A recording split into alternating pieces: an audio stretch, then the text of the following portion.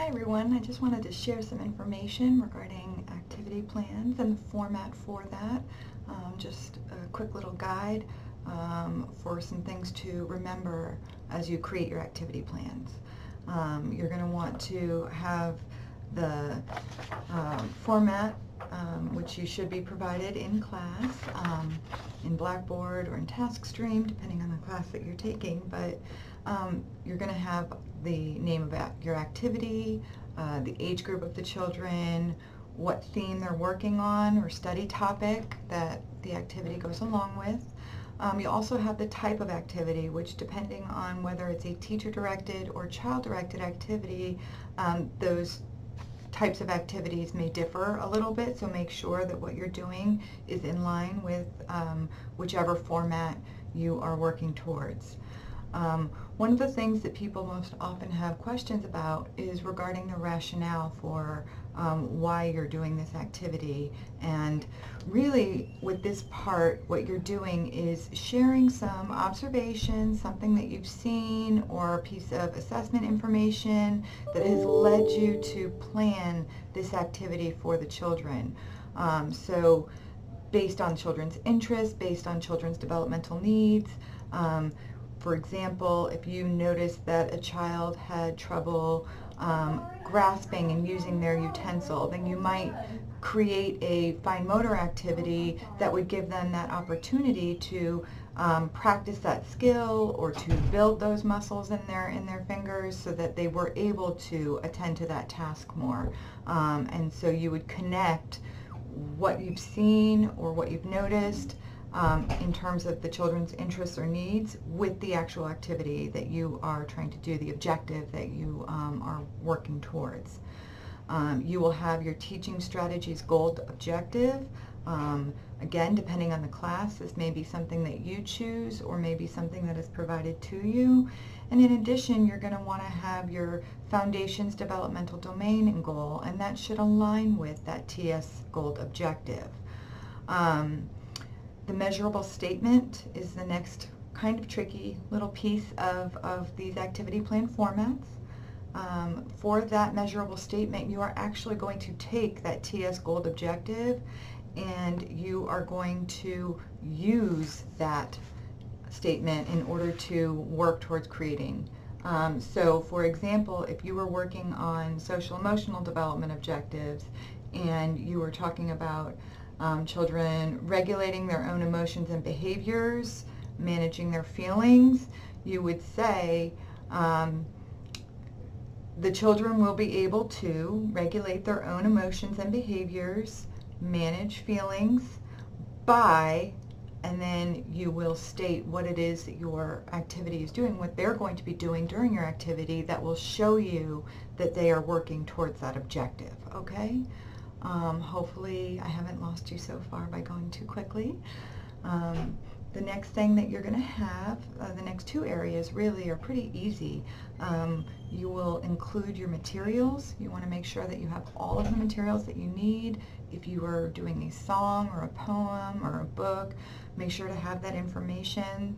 Songs and poems, you should have the words included with that.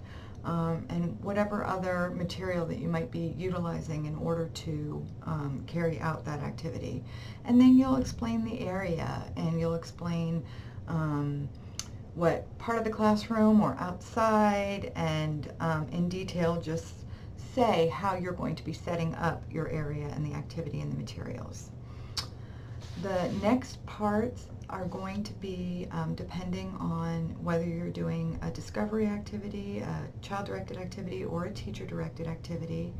So for the discovery child-directed activity, you are going to have your introduction. You're going to explain, introduce the activity to the kids. You want to make sure you're thorough. For child-directed activities, you may or may not be present while they're actually engaging with the material and the activity, so you want to make sure to give really clear instructions with that. And you want to then include your interaction section in terms of what are you going to be doing and saying as they work at the activity. Focus in on things that will help you accomplish your goals and objectives. You want to write down some open-ended questions and talk about that rule of three, which we use for both teacher-directed and child-directed.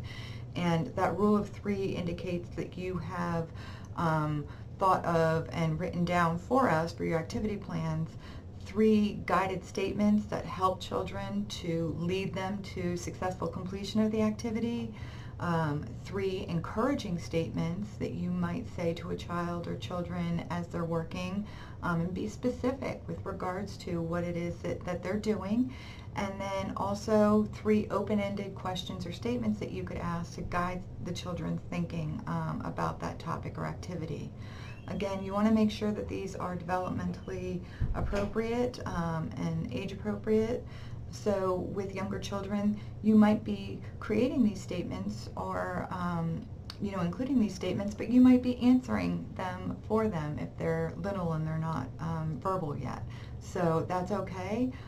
Just make sure to include them because that gets you thinking along those lines and make sure that you are really working towards completing that objective, excuse me. With teacher-directed activity plan formats, you have your introduction, what you're going to do and say to get them interested. Then during your main procedure, you'll explain how you will actually conduct the activity. Again, that rule of three applies here as well. And what you're going to be doing and saying during the activity. You may include some pieces that the children might say back to you. And then the conclusion or the transition, so what you do to conclude the activity to get them transitioned to the next part of the day. And finally, on both the teacher-directed and the child-directed activity plans, you're going to include adaptations or accommodations for various developmental levels of children in the group. So think about who is in that classroom and try and come up with something that might be make it a little bit more challenging for those higher level children that are working at that higher level for that particular skill, and also think of something that would help assist the children if they were still struggling with that particular objective and needed a little bit of extra guidance. So what could you do to help them to be able to complete that activity independently, but giving them a little bit of extra help with regards to the activity that you have planned. Hopefully that helps explain everything. If you have any questions, feel free to email us. We'll be happy to help you. And as you work towards looking at TS Gold objectives and NC Feld, make sure that you are really looking at the age groups and the developmental levels of the children and what's appropriate for the different objectives and goals that you are working towards. Thanks a lot and good luck with your activity plans.